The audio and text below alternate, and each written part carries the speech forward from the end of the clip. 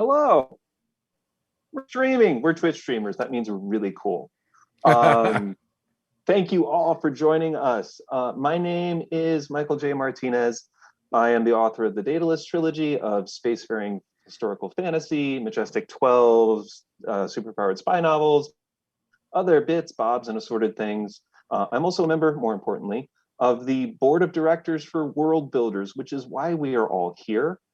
I've been involved with them for a number of years doing critiques and other things for auctions, and now I'm just really honored to be a part of this great organization founded by this guy, Patrick Rothfuss, whom I'm pretty sure doesn't need an introduction. You know, he's written some stuff. He has a great beard. And we are going to talk about all kinds of fun things. But before we do, really wanted to say thank you all for coming. And we're here because it's Geeks Doing Good 2021. We have an Indiegogo. I got the t-shirt with the mute button on it because in my meetings, I'm on mute at least 3 times a day when I don't want to be. I could be on mute now and it could be really embarrassing. So there's a lot of cool stuff there, and you should go to the Indiegogo, and hopefully we will be putting that up there on the screen so you can go and click on the link and enjoy that. So please donate. It makes a world of difference. We have a lot of great geeks and they're doing a lot of good, but we need your help. So I'll stop being a telethon. Hi, Pat. No, that's cool. That's our job. That's why we're here. I'll say there is a bunch of cool stuff over there. And I'm not just saying that because some of it is mine. I'm saying it because I wandered over there earlier today to show off a few things to some folks on my stream. And what I saw was, and then I'm like, oh, no, wait, I did not know about this. Hey, everyone, let's look at this. And I had to read it. Actually, Aaron, my community manager, threw up in the Indiegogo. He made a game. He kickstarted his own game back in the day, and he gave the last remaining physical copies of it to World Builders to sell. And so I showed up there, and 3 of the 10 were already gone. And so I stopped in the middle of my own stream. I'm like, okay, everyone, just a second. And I took 3 minutes. I went into a different window and I backed that level and I quick bought it, like sweating because I was worried everyone in my stream was going to run in and, and buy it out from underneath. There's 3 left, folks, but I got mine. There's a bunch of cool stuff in there. Please go wander over, look around, check it out. It is super cool. And also you should go to the store just in general. There's fantastic stuff there as well. If something in the Indiegogo doesn't tickle your fancy, first check yourself. But then go to the store and check out the stuff there. That's where I got this shirt. Like, there's a lot of great stuff. I also have an owl bear from way back in the day. Yeah. That was the first time we bumped fists, was like Phoenix Comic-Con, like 2015 or so. You had a little booth there. That first Phoenix Comic-Con was such an adventure. I really dug that show. Second Phoenix Comic-Con was the first time I ever experienced 113-degree weather in March.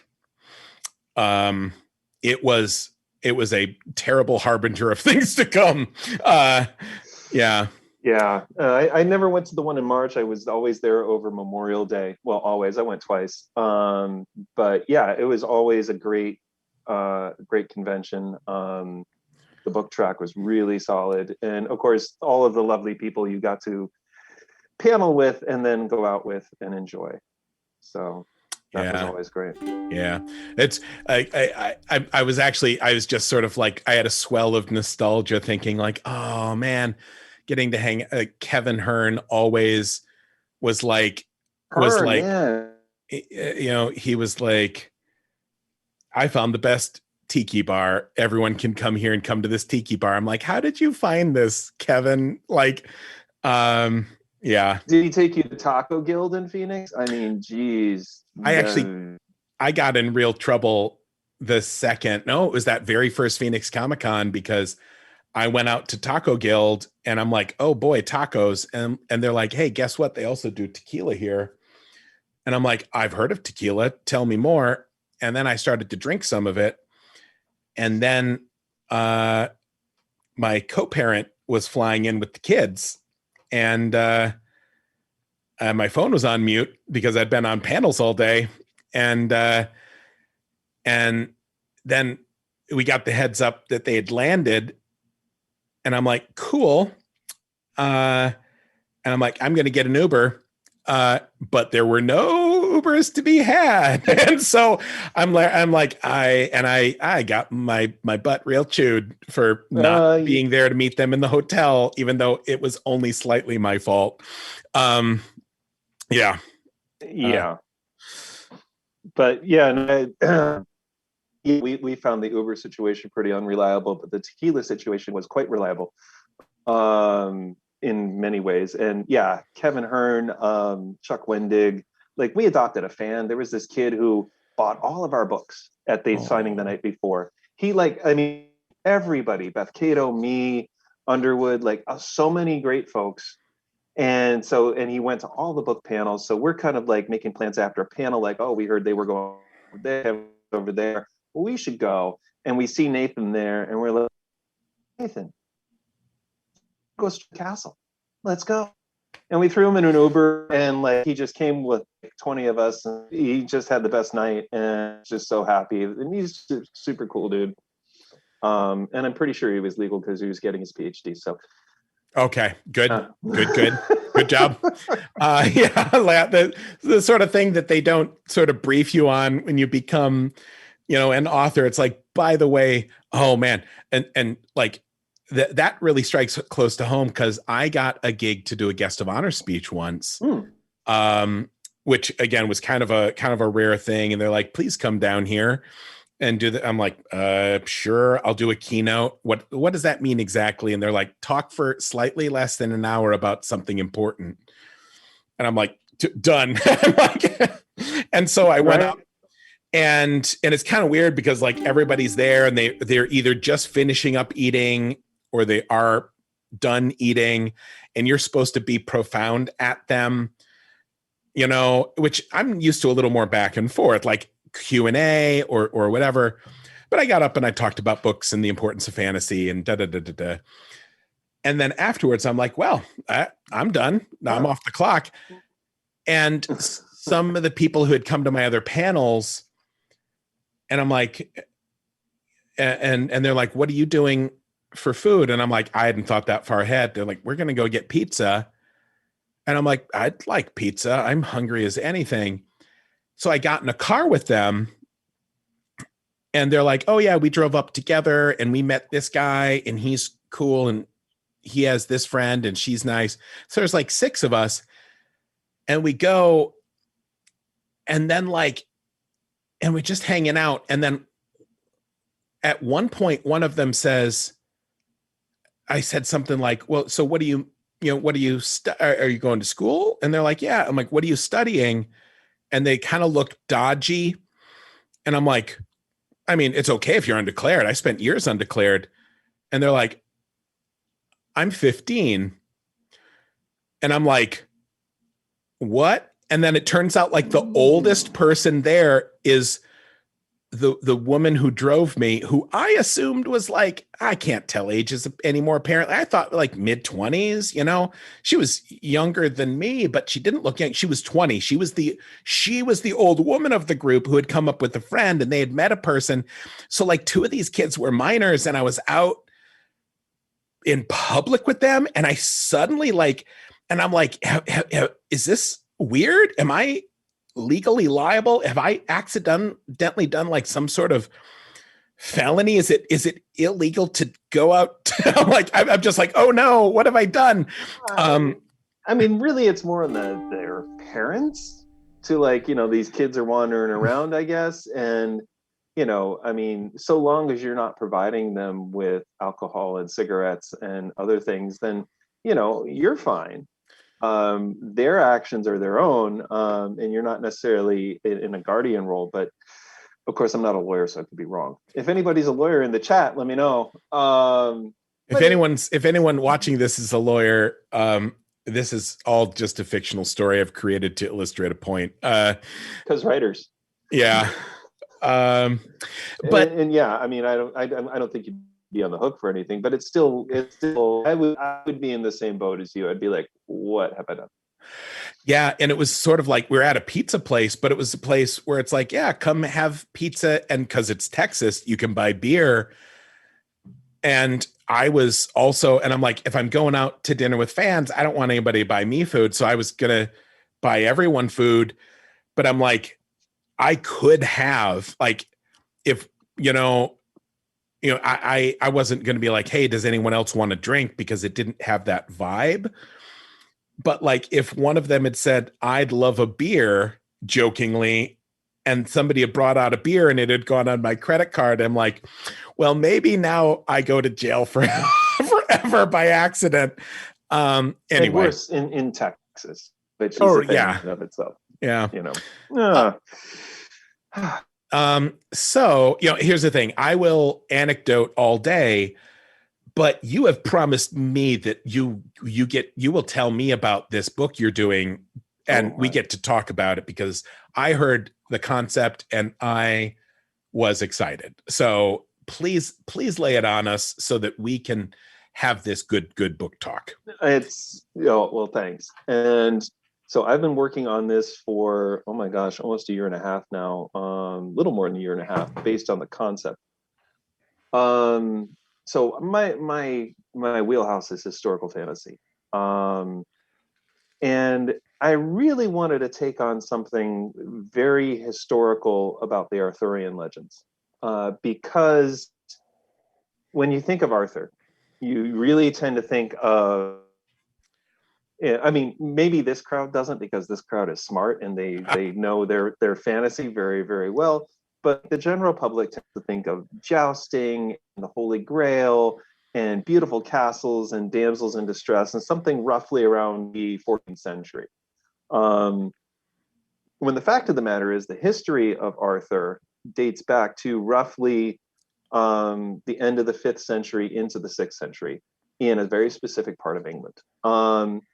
So when I really wanted to take the Arthurian myth and boil it down to the point where it was as historical as possible. And then as I started, I don't want to say I was paring things back, but I was really taking the myths and fitting them into the time period. And so it became less historical fantasy and more simply a historical, there's nothing fantastical about it.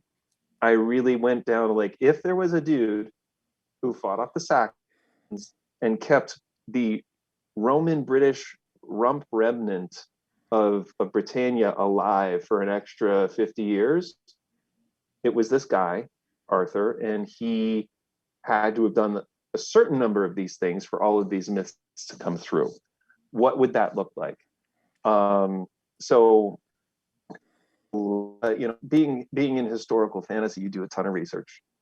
You do a lot of book work, you do a lot of legwork. So right before the world shut down in January of last year, I spent 9 days in England, and it was Wiltshire, Somerset, Devon, Cornwall, Dorset, just whole west. But hold on. Are you telling me you didn't hit Glastonbury Tor?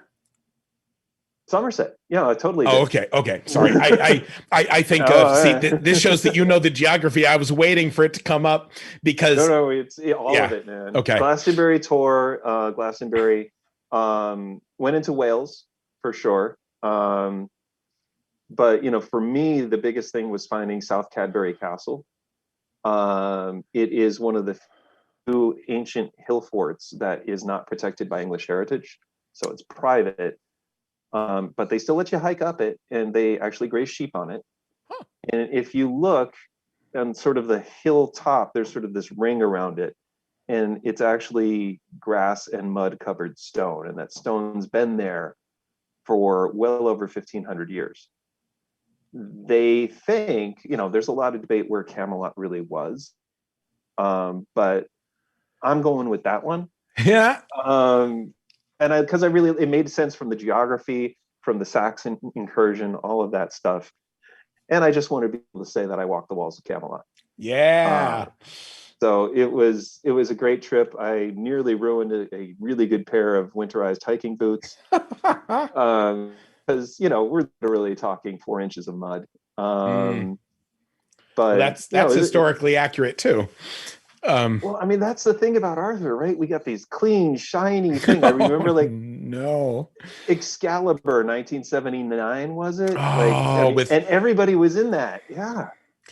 Everybody was in it. It was such a great movie, but it was so shiny. First off, okay, you brought up the movie, so we got to talk about that a little bit.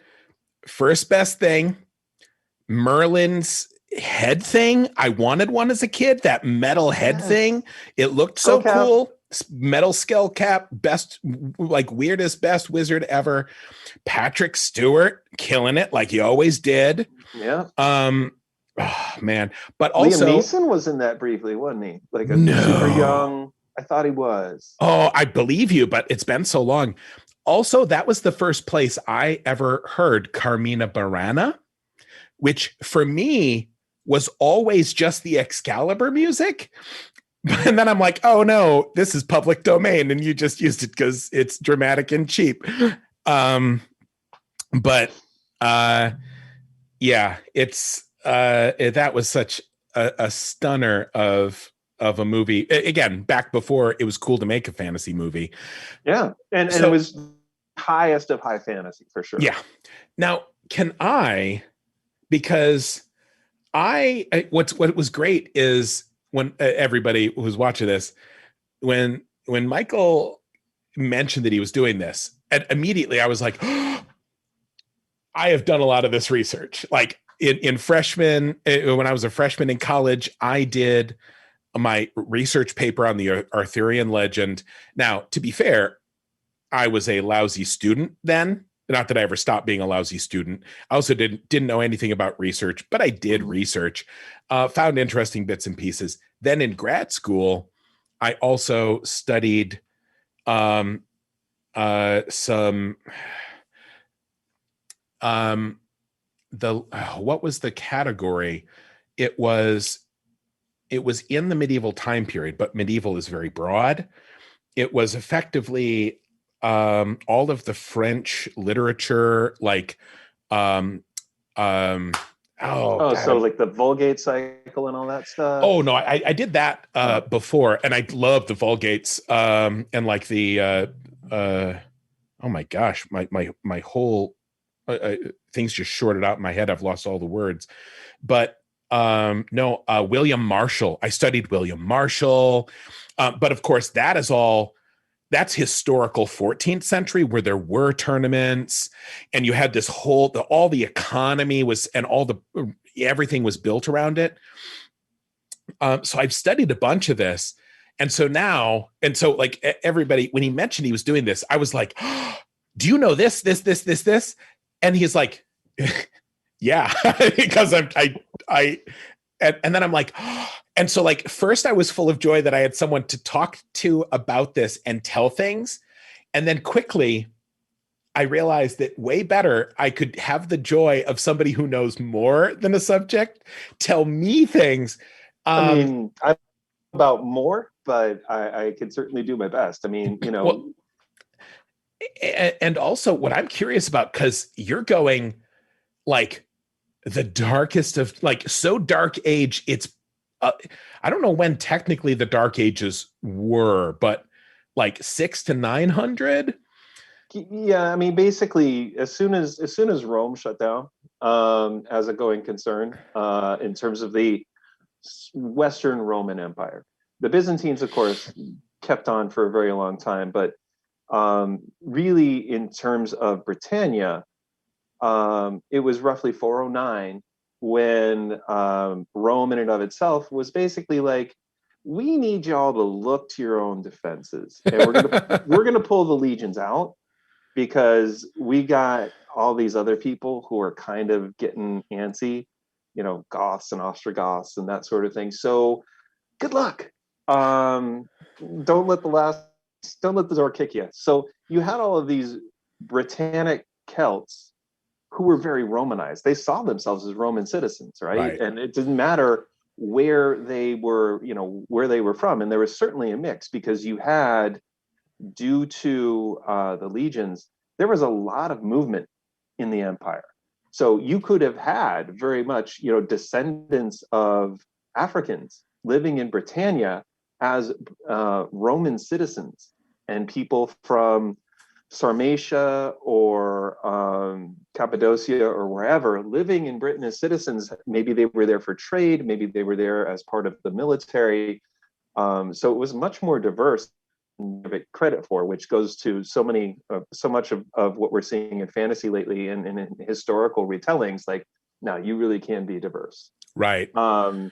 So my Lancelot, for example, which is not exactly a Britannic name, he is now Lincinius. Mm-hmm. And I was delighted to find that in the British Museum when I was there in January of last year, there was a silver cup with the word Lincinius carved on it, which is now part of the book. Given to him by Guinevere. So it's, I'm keeping the love triangle because how can you not? There's certain things you got to do. I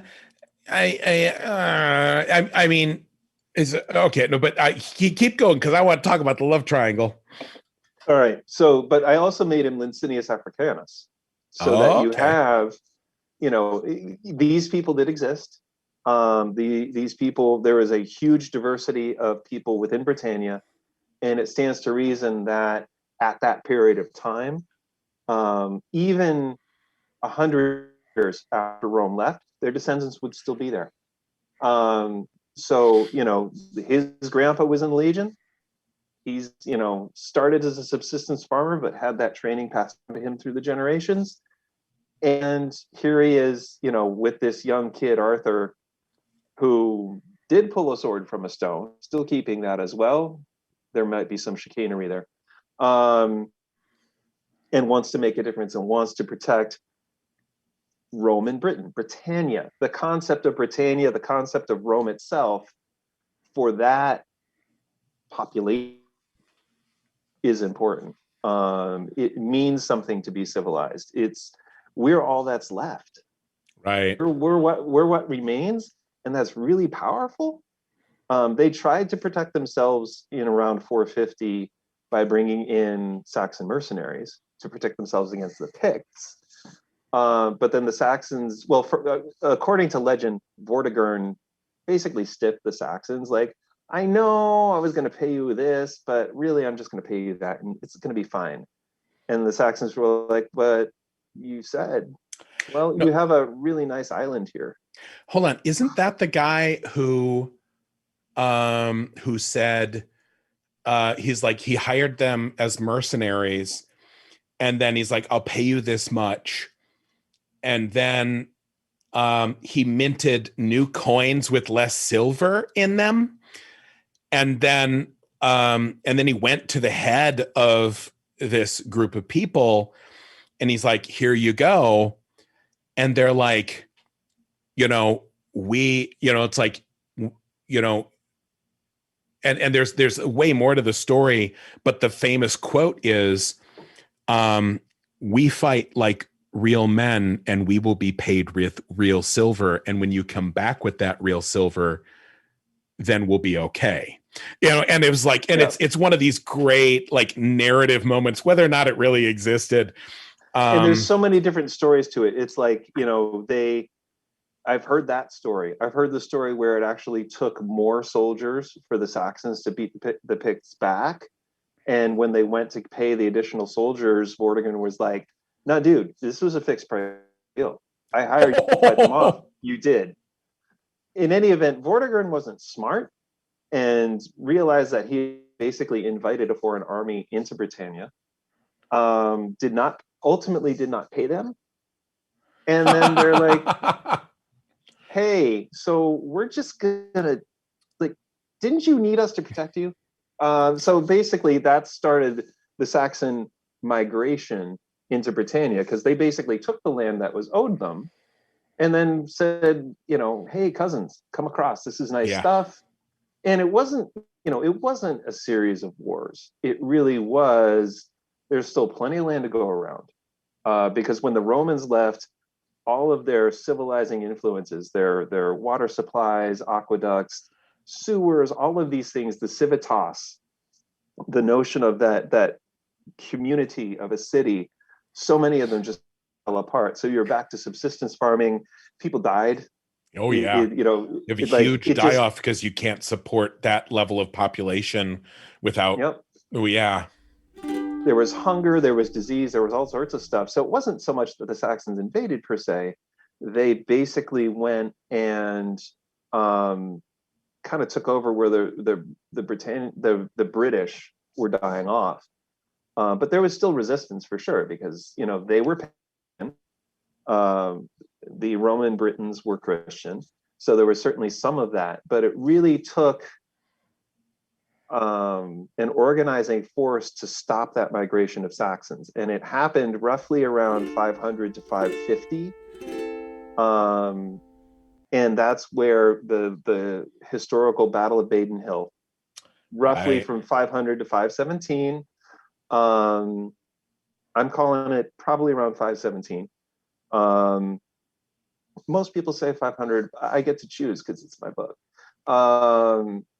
So that's where you have the sort of the true legend of Arthur being born, of being this uniting force across the land. And the round table in this telling for me is less about gallant knights seeking the Holy Grail, and really more about petty warlords who are just trying to rule from these hill forts, and roughly they can control what's within a day's ride. Oh yeah. You Yeah. know, so The that's why you got a tiny spit of land with like 15 people all fighting over it. yeah. The I will say this, like Dark Ages, first off, they don't make movies about it typically because it's hard to pitch. It's hard to pitch all these greasy people living in stink. Like you want beautiful Hollywood people, um, you know, being beautiful Hollywood, in fancy clothes. Except, I'm assuming you've seen The 13th Warrior. I have. It is pretty good and based in some historicity, which is great. It is a very good version of what it was, and I love it for a bunch. I love it for what it was, like as a historical thing, no, but as a pretty interesting view of like not high fantasy, not like Renaissance fake, not a Ren fair. Mm-hmm. It's like here's our town. What do you got? Mott and Bailey. We have wooden spikes. It's like there's no castle, man. You know how No. hard stone is to quarry. Yeah. Um, but even books typically, with very rare exception, don't deal with real Dark Ages. And the only one that I have ever read, it was so cool and I liked it so much. And I think I've already mentioned it to you. It was David Keck wrote In a Time of Treason. And it's the only realistic. Now, and I'll say this, I love that book because it did two things that I'd never seen before. One was realistic Dark Ages feel, although it was an alternate world. Mm-hmm. And also the language, it was written a little bit like an impressionist painting. And so, right. And let me try to describe that better. Um, it was, you know, I want to do this book justice because I will love a book if it swings hard and misses more than if it kind of plays it safe and it's good, And this book, it was pitching a Dark Ages mentality, no magic, people get sepsis. But also it was a different world, and there are mythic forces at play. And so there's this guy coming back from the court where he has been fostered, and he's coming home to where his father is a king. And his dad is a king because he's got like 20 dudes with armor and horses. Yep. And that's an army. And that's an army. And that means he is a power, and he is king of this little valley. Or rather, no, I'm sorry. He was, I think, and forgive me, David Keck, and anyone who's read this book. Maybe it wasn't a king, but because I actually, honestly, I read it and I'm like, this is the small kingdoms in my world, where in the small kingdoms in my world, the cartographers don't fill in the lines because they're always just chewing at each other. And why draw a line, Right. But effectively, I think it might have been, he was an earl in this world. Mm-hmm. And so he had, a big house, and he had 20 dudes and with horses and armor. And his son came home, the son was going home from this bigger court where he had been fostered and taught, because that's what he used to do. And he came back, and it was like, oh man, I got slowed down. And he's like, I should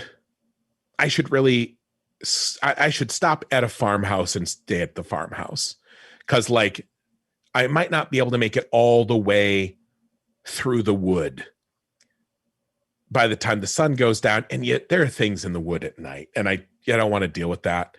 But he's like, but I really want to get home. I can do it. And he gets stuck in the wood at night. And again, because it's always like, ooh, there's lights in the wood at night. And you're like, yeah.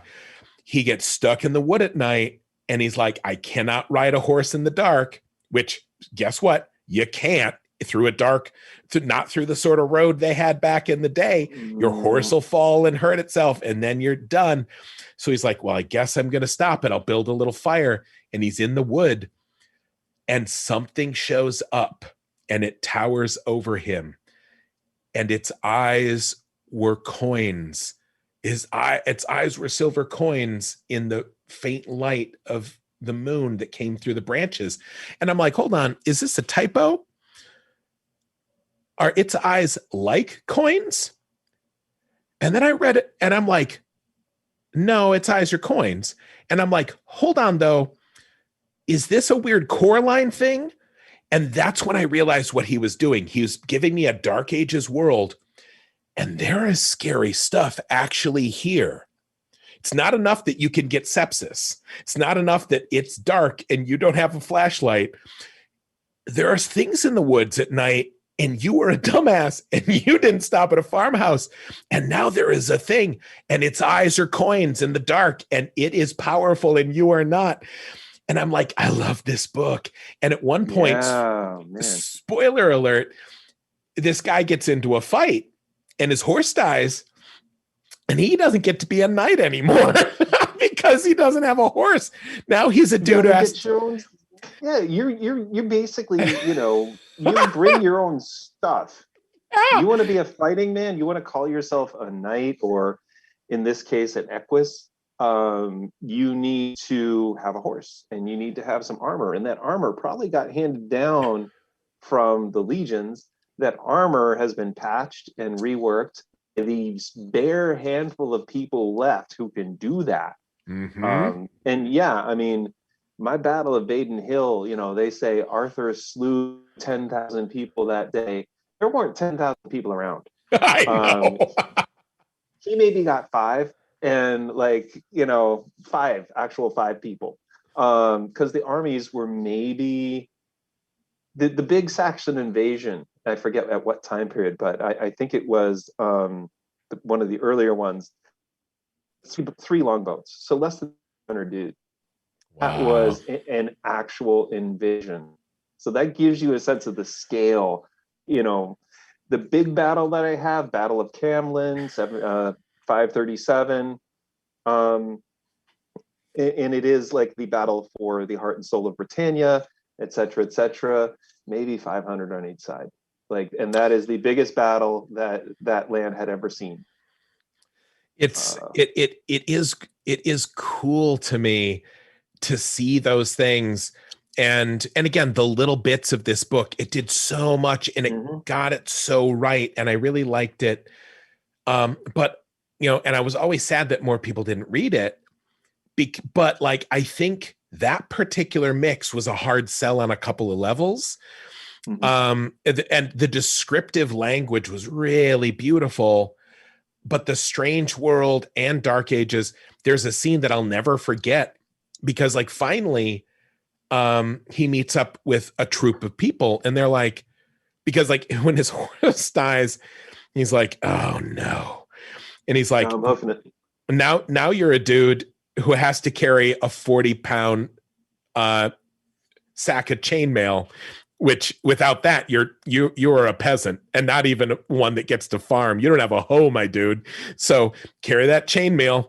And so then he's like, I gotta find the tournament circuit, and so he goes and he meets up with people and they're like Ed, his name wasn't really Ed, and then they're like, how you doing? He's like, my horse. And they're like, sucks to lose your horse, dude. And then one of the guys is like, I'm doing pretty well. I have beaten some people and I won a horse. I'll let you have. He didn't give him the horse. He's like, you can borrow my horse for a while. And he's like, and if you do well in the tournament and you win some stuff, you can get me back, because these people are in business, because these, like, they're not landowners. Right. Your horse has to eat. And if your horse dies, you better have a backup horse. And if your sword breaks, you better be able to buy another one because there ain't nobody taking care of you. But so he was like, I got so lucky. I'm hanging with these guys now.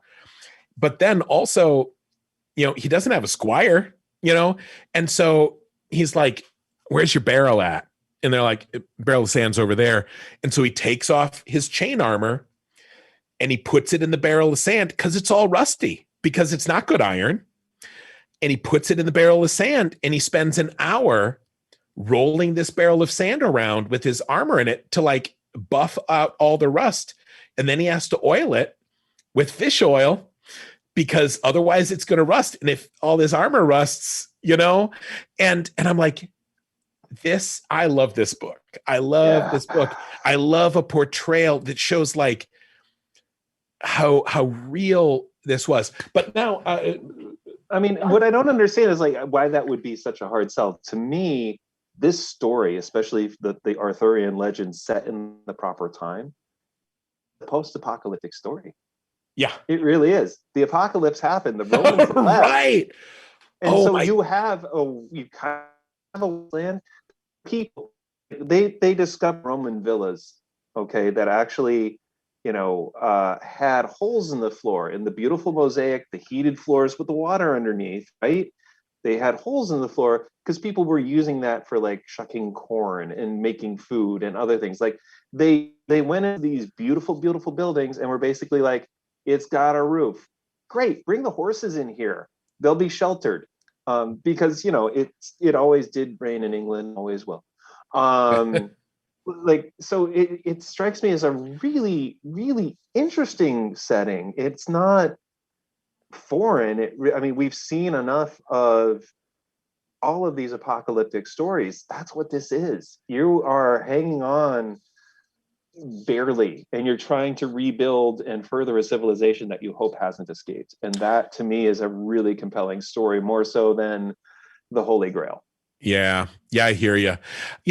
So now I'm curious. I got to ask you a couple of questions because I loved the pitch. You were saying it's like, well, I'm going to do this, except let's not do the fancy whatever version with all the bell, whatever that was tacked onto it. It's not high fantasy. Sure. You're gonna hit this Dark Ages stuff, and I'm like, cool. But you got a Lancelot. So, but Lancelot came in the 1400s. He was an invention of the French. It was blatant propaganda. They only put him in there because there was no romantic plot. Mm-hmm. So, is it just that you wanted that extra sauce, or it was like really hard? Gray just said request from the chat. It was by David Keck, and I think it was in a time of treason, or in the eye, David Keck, you can get it off Keck, Keck.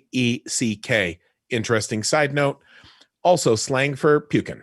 Did not know. Yep.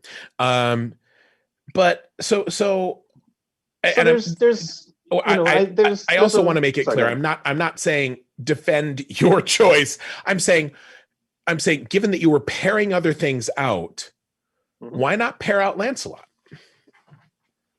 Because, you know, what I want to do is I want to find the familiar and pair it with the unfamiliar.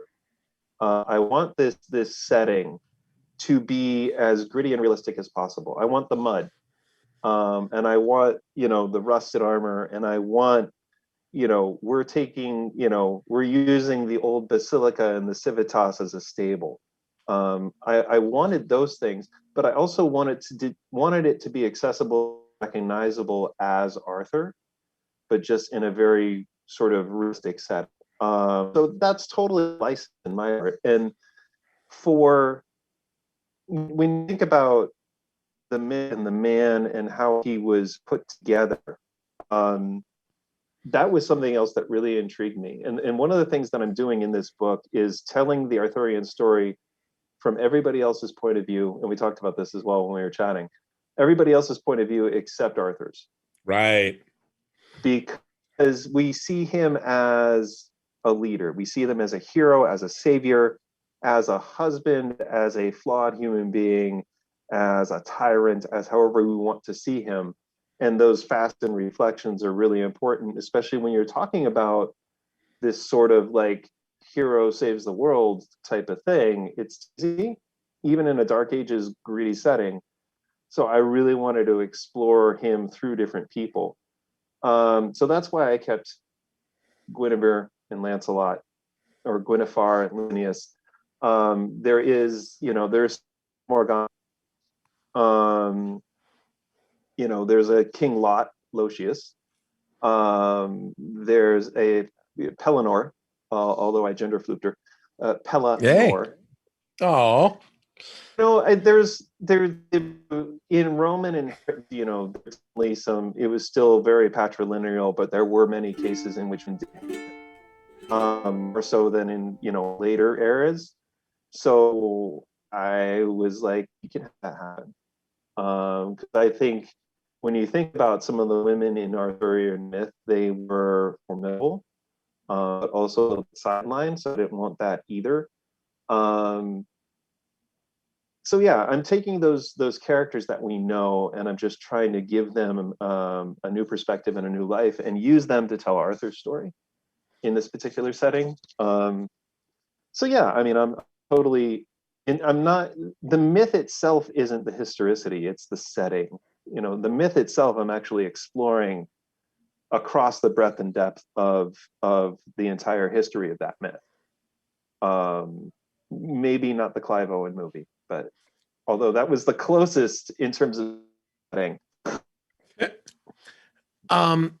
So I'm curious. Do we get a Merlin?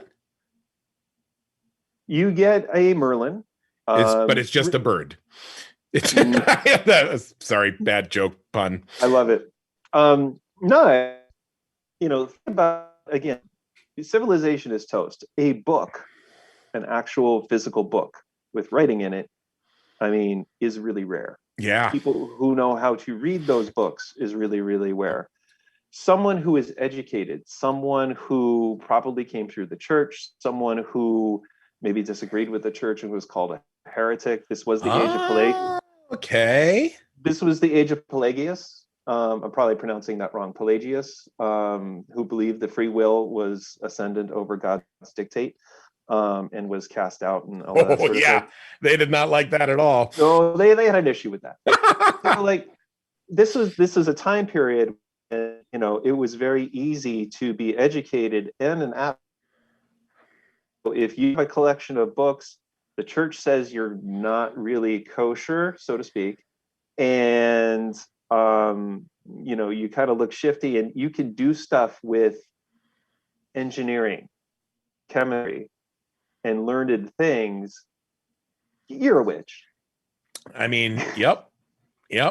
So there's absolutely a Merlin, and he's absolutely the same sort of morally gray guy that we've come to know through at least some of the different kinds of myths. And he's a delightful old fart. And yeah, there's definitely a historical take on him. And isn't one of the myths of Merlin that he remembers the future, or he's moving backward through time? Did I have a stroke? Is that a no, this is the future thing. Yeah, like he moving backward through time, and he has sight into the future. And also Arthur Rex, which is another book by, I don't remember, but it was actually pretty formative to me as a teenager. Big chunky book full of swearing, violence, gore, and sex, and I'm like, this is what fantasy should be. So Arthur Rex, Google it, check it out. Still very sort of high fantasy, but also sort of almost like a proto Game of Thrones in a way.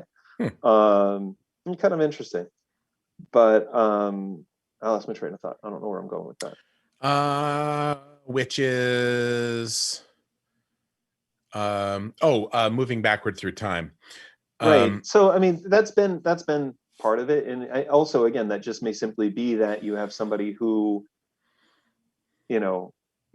remembers all of the advances of the past. I was going to say, like, somebody who, imagine, they always say, I'm not saying that I could put myself, because there's the, what is it? The Connecticut Yankee in King Arthur's Court, where doesn't he predict an eclipse or something, and everyone thinks he's a wizard. But what I'm thinking is an actual educated person who has read some history and who maybe has seen a map of the world, or at least the surrounding environment, and who maybe knows what the Roman Empire really was, and they're like, yeah, I think people are going to invade. And they're like, yeah, how would you know anything? And it's like, oh man, I don't know. I move backwards through time. I can see the future. Also, I know, I've read the histories, and every 7 years or so, or every 17 years or so, these raiders get real uppity and they decide to come harvest us again. Because they know that we've had time to get back on our feet after the last raid. So yeah, how about I travel backwards in time and I know the future? Will you believe that? Believe that, as opposed to just sort of logic, because there wasn't there's a great line, I think it was from Game of Thrones, you can tell all of that from markings on a page. It's yeah, if you learn to read, if you learn to so if basically my Merlin's just a hoarder. He gathered every book he could get his hand on his entire long life, and was yeah, this is gonna happen, and maybe you guys got to pay attention. Ooh, you must be a wizard. I just read. And actually, I think it's, again, in this day and age, if you're on a computer, it's, if you're on a computer, you can read. Literacy, not all the time, because there's some people who have missed out on literacy and their lives are really, really hard, especially because it's a real taboo thing for them to mention. But for so many of us, literacy is ubiquitous. Of course people can read. There was a great movie called Black Robe, and did you ever see it? I did not see it, but I remember it was the Jesuits up in Canada, wasn't it? It was the Jesuits up, and they're interacting with the First Nations people. Mm-hmm. And again, I can't speak to the whole movie, but there is one scene that I remember. And what it is they're like, why do you keep doing that thing with that thing you're holding, that weird thing with, he has a book, and he's like, well, I write things down and I read things out of it. And he's like, but what do you mean? And he's like, and he goes here, and he takes a piece of paper and he says, tell me something. And the person says something, and he writes it down, and then he hands him, he goes, go hand that to him over there and ask him what it says. So the guy takes it, goes over, and it's like hundreds of yards away. No way that this person could have heard it. And he takes it to him and he hands it to him, and he goes, and he says it. And it's an amazing piece of acting because this First Nation person looks at him like he has just, like, if you've ever watched a person do street magic, like the audience, when it's like, it looks like I'm flying, and the person goes like this, like, and there's holy dread is the technical definition of it. What it is, you'll notice people always cover their faces. Right. And they go. And what it is, it's some sort of inbuilt thing where it's like, I need to protect this most important thing because you just did some wild shit.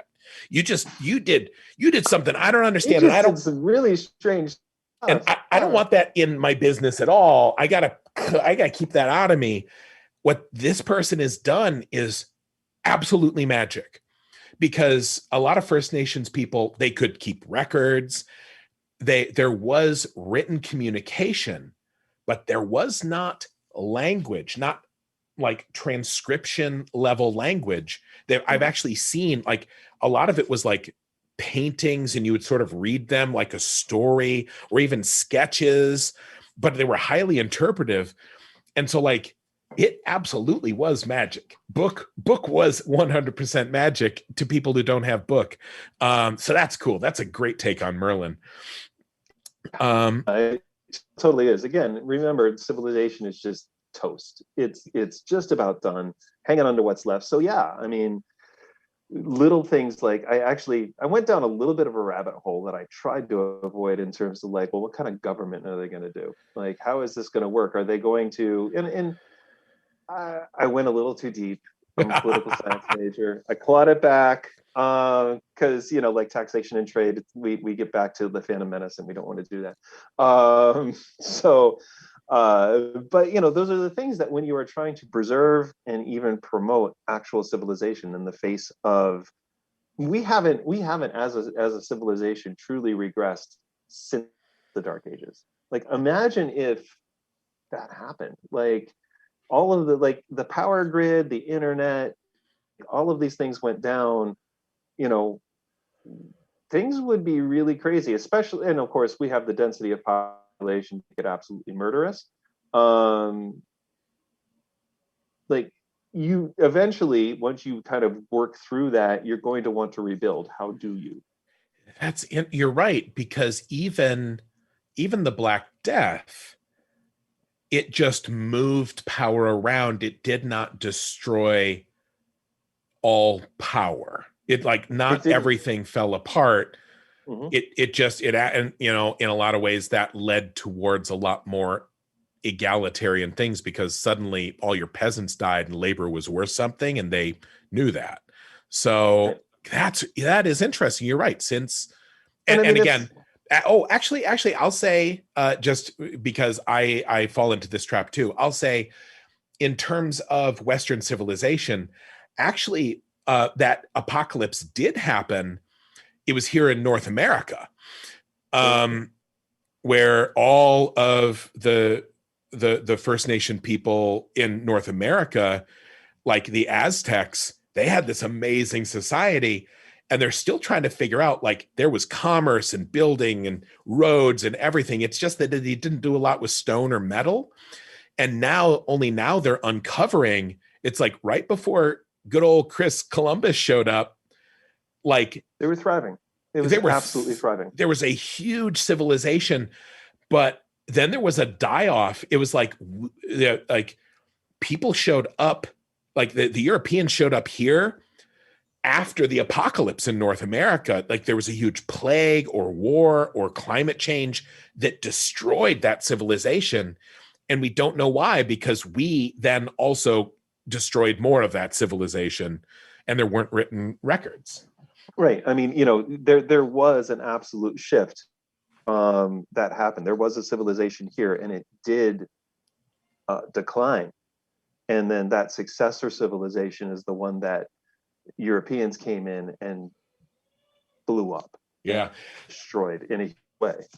And that, they had kind of just started to come back from that and getting to the point where they were.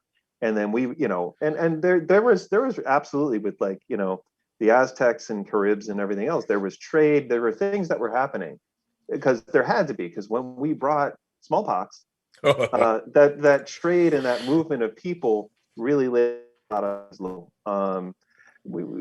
Europeans were horrible. So Well, yes, yeah, being corrected. There's definitely, Western civilization fell, and it hasn't fallen since. But in its rise again, it's certainly. yeah, but and so here's the thing.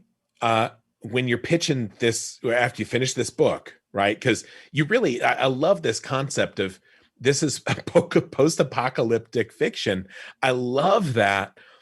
I love that concept. So when you finish the book and then you're talking to Hollywood, you pitch the movie as Fury Road, but with knights and shit. And like, there you go. There's your pitch. And everyone's like, Fury Road. There's the elevator.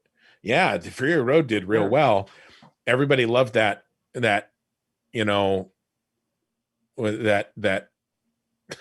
trying to think to call one, the guy that just like was strapped to the car. He was all naked and he was like their decoration. He would dance or whatever.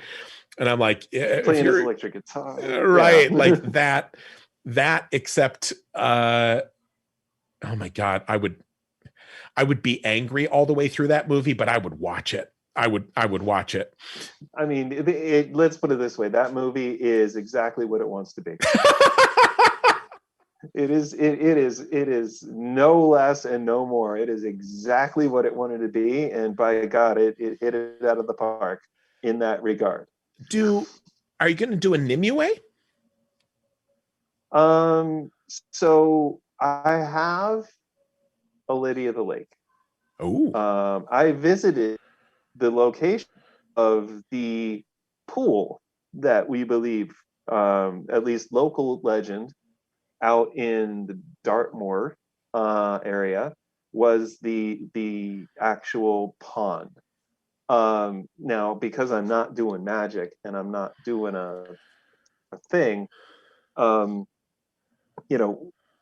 let's remember, in this society, knowledge is hoarded, and you also then recognize that you do have a responsibility to pass that knowledge on and down, because if you greedily sit on it, whether it's book knowledge or a trade like smithing, then we talked about this. Will be lost. We talked about this. Yeah. So the pool was called Dozemary's Pool, and it's right near Jamaica Inn, and that is famous for other things. Different author, different genre. Great pub though.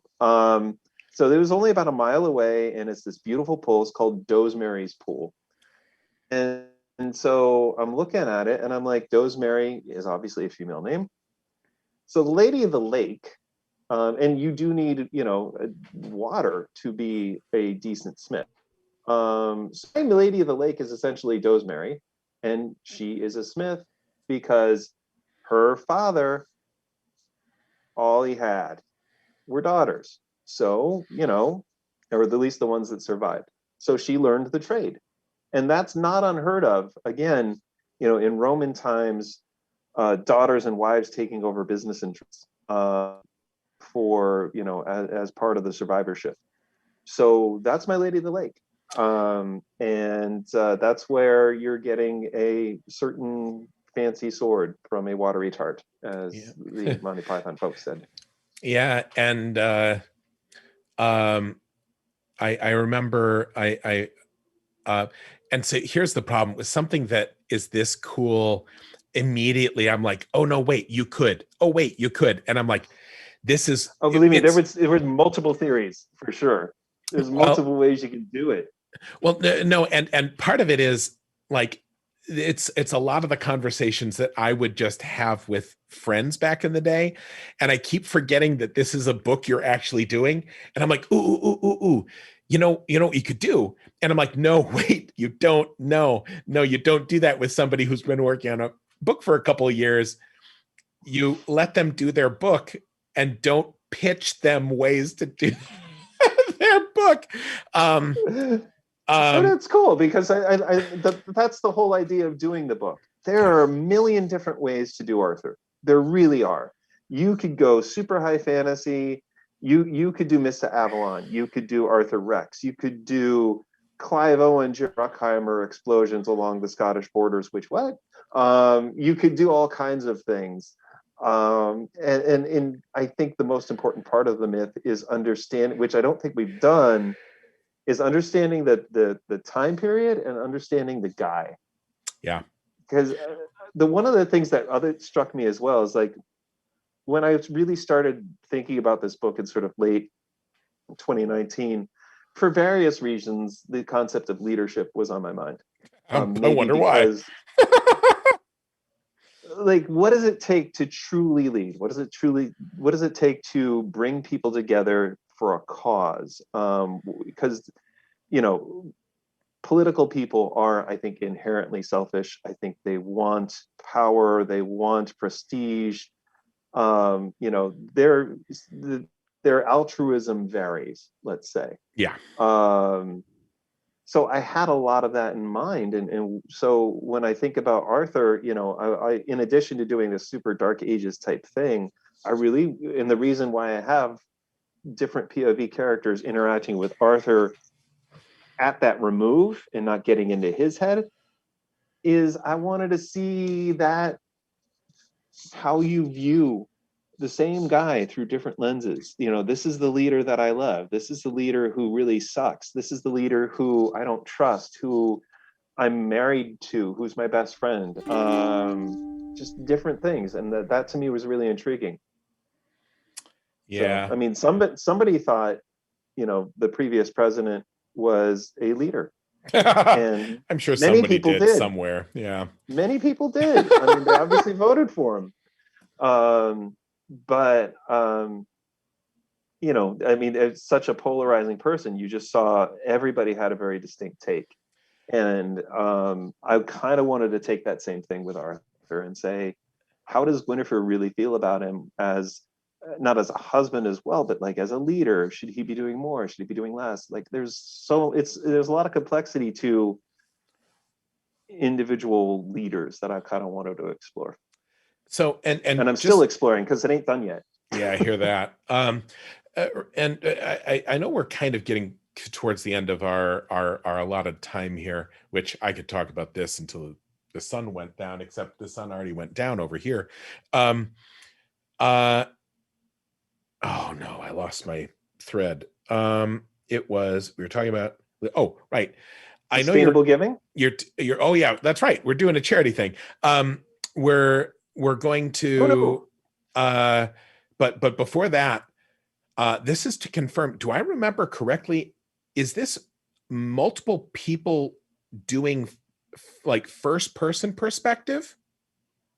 No, first person, because I think that could get really confusing. It It really is, you know, it's third person with a point of view. So third, like you're yeah, certainly going okay, to be following a certain character. You're going to follow Gawain, you're going to follow Bedwyr, you're going to follow Guinevere. Only, you know, a handful. It can get messy, but you're kind of skirting around the fact that Arthur could be in his head, but no, you're not. no. I love that, and I think it's a much better choice because I have only seen two multiple first person books, and it's a row to hoe. Like if you were doing all of this and Tough man. multiple first, like again, there's the Innkeeper Song and Plague of Giants from Kevin Hearn. I literally cannot think of another multiple Yeah. first person point of view thing. So while I would have loved to see it, I'm actually really happy for you that you're not. Uh, I mean, baby steps, man. You right. know, there's another book that I'm working on that has some first person and some time frame stuff and a few other things that is actually much more of a stretch for me. Hmm. And you know, my fiance recently encouraged me to revisit it because it is something that I actually was writing and felt it was too hard. Um, she's like starting to read it, and she's like, you're stupid. This is good. And Nice to so have a that's person like that in your life. it. Does not suck for many reasons, not just literary criticism. Yeah. For sure. Okay, so we should quickly here, because again, I feel bad. I Yes. have gotten wordy, and that has put us over time. But hey, everyone, everyone Okay. here now, Hi. and also greetings to you in the future watching this on YouTube. Hey, you can go and check out the Indiegogo. And put some money into some cool things there. Or go visit World Builders Market, where World Builders has things you can buy. Like this shirt. This capital campaign fundraiser, and now I know what it's called. This is called a capital campaign fundraiser. Or no, it's called a capacity fundraiser, because what it does is it helps World Builders maintain itself as an organization so that we can do the things we do, like our big end of year, like where we raise typically upwards to $1 million for Heifer International. We're able to do that and pass it all along because we have like a building and like shelves and electricity and employees, and those employees like to eat food and live in houses. And so if we get some money, then not only do you get cool things that you can buy, but then we turn that money into more money for charity. It's like a big force multiplier. So if you're watching this in the next couple of days, then you can hit that Indiegogo and you can look around and buy some stuff. Some of it is exclusive to the fundraisers. Some of it we won't be making afterwards. Some of these things are limited. We are only making a few of them, or only a few exist. And some of them are ordinarily available in World Builders Market. They're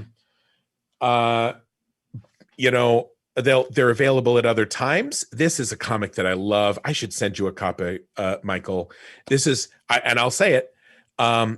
This is the only thing I would ever dare compare to Calvin and Hobbes. I think it is as good, straight up as good. Words. I am intrigued. But if it's in the Indiegogo, I will go ahead and get it my own self. Right. Jump on in. There's 2 of these. We have worked with the author to get the first back in print. So now there's both. And right now you can buy them bundled together in the Indiegogo for $35, and that includes US shipping. If you buy them in World Builders Market, it is $45, and then you pay extra for shipping. Now, I will say it is worth $45 and a little extra, my hand to God. Mm-hmm. But, if you can go pick it up cheap, maybe get that, because why, and if you're like, well, I would pay more for something so good, cool, buy it off the Indiegogo, and then also you can just give us some money. There's one thing in there that says, I ship shipping, and give us $10, and it helps us ship. It helps us cover our shipping expenses. Or you could just throw in a little money, our $42 tier, if you don't need extra stuff in your house. The $42 tier, it's just a donation, and we appreciate it, and we will put that money to good use. But yeah, there's my hustle. That's all I got. And I'm going to add to that hustle a little bit, because I've been on the board of World Builders now for just about a year, give or take. Prior to that, I was offering critiques and other things from the auctions. In fact, the first time I heard of you guys, I think it was WorldCon 2013, San Antonio. It was the helmet. You remember the helmet? Yeah. I signed that helmet. I signed that helmet next to George R.R. Martin because I wanted to sign something next to George R.R. Martin. Oh man! And because that was my debut. My book had came out like 2 weeks before the con. So I'm meeting all these fun, fantastic people. Wendig's like, "Do you drink scotch?" I'm like, "I do now." And I just like, you're like, "Oh, this is great. We're doing this for charity and everything else, and everybody gets to sign it." And then I like, you guys might know $3,000 off that thing. I mean, my signature was worth 30 cents, but like overall. And so I'm like, what is World Builders? And I looked you up. I'm like, how can I help? And you guys were really great. And every year, a little bit of an auction or a charity or signed books or whatever. And it really made me feel part of a community. And most importantly, even with what success that I've had as a writer, it really makes me feel like I can give back. And so the folks who are donating here and buying the cool stuff on Indiegogo or going to the store, you're supporting the infrastructure that allows, so many of your favorite authors and creators to put more of themselves towards a really good cause. That $1 million that goes to Heifer is like, even me just being sort of mid-list, I've probably like helped an entire family be self-sustaining. Multiplied by all of the authors, everybody's efforts, Pat's efforts, especially the team, Gray, Zay, the whole team, like we're truly making a difference in the world, a village at a time. And you're really helping us do that. And the more you donate, maybe we'll get a couple villages.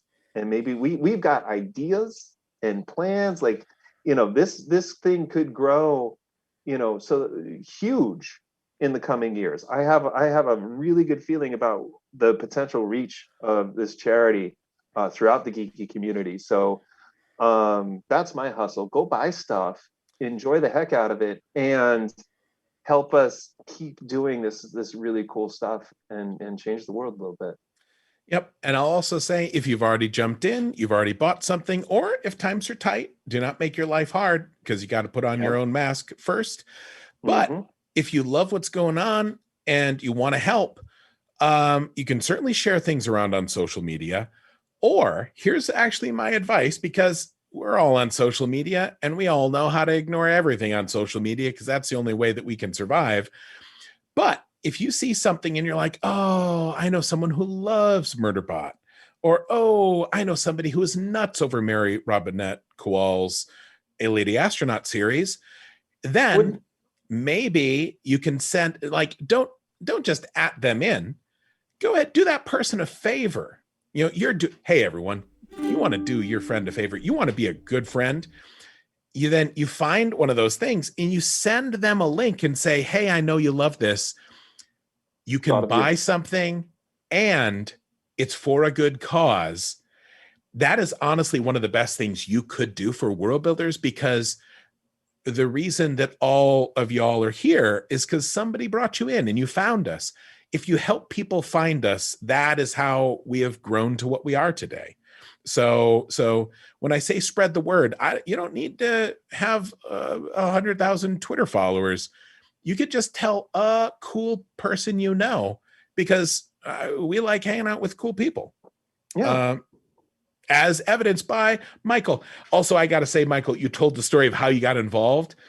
I remember when you came in to World Builders, because you started off like in there, and then suddenly like books were showing up, and I'm like, who brought this person in? And they're like, he just came in. like nobody recruited him. And I'm like, what? And because I'm like, oh, and I got tingly. I'm like, I've been waiting so long for people to just come. It was so nice. And it's so, like, now that you stuck around and now you're on the board, this is everything that I've hoped for the charity. I mean, I feel like it's like a responsibility in a way. Like, I have had success as a writer, not enough to quit my day job or any silliness like that, but my book's in Barnes and Noble. I took my daughter the day it came out. I'm like, it's in Barnes and Noble. And she's like, look at that. But, if you can give back, you should. And I think even using a modicum of credential that my writing has given me, I mean, it's just a no-brainer. And, I've told, the writers in my agency and my publishers and everything else, like, and it's not hard. It's not, you can keep doing this, and you spend a little bit of time and you are doing a good thing for the world. And I mean, you don't have to be super famous or anything else. You can make real money to make a real difference. So I don't know, to me, it was always a no-brainer. I'm just happy, to me, being a world builder's author, it really meant something. So I'm glad you set this thing up, man. I like our mutual admiration society.